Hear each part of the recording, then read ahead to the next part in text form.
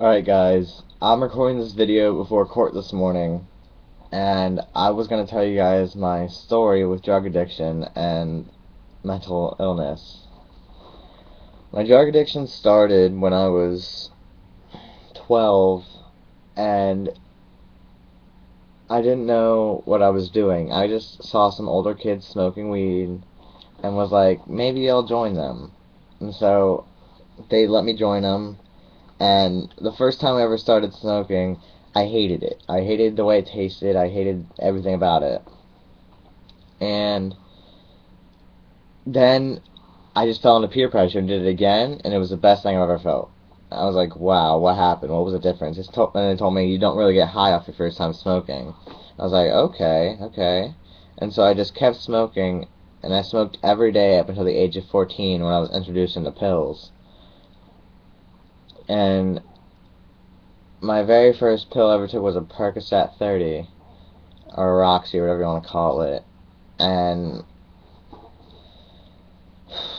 that was something else. And I'm not by all means glorifying drugs at all. I hate them. I hate everything about them. They ruin my life. But Perc 30 was the first pill I ever took, and it was off to the races from there. I was taking up to 300 milligrams of them a day up until I was 15. Then I got started on Coke.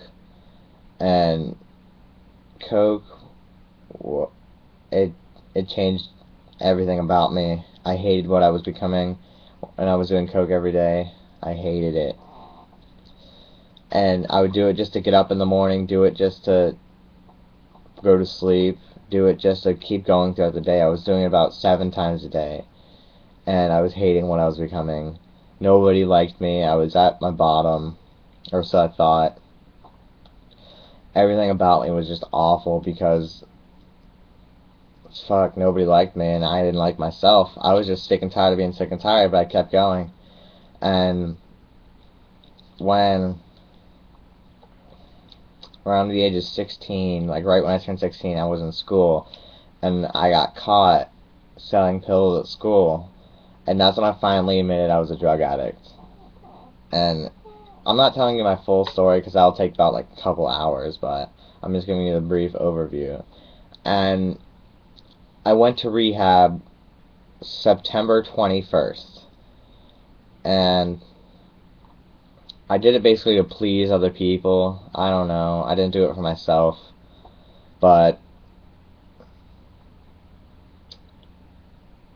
I went to rehab, and then from there, I got out October 12th.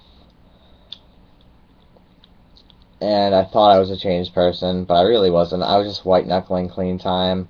I got sent to a psychiatric hospital in January, Johns Hopkins. From there, I got sent to detention because I relapsed.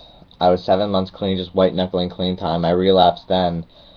And then I got sent to detention, sent to another psychiatric hospital, Spring Grove.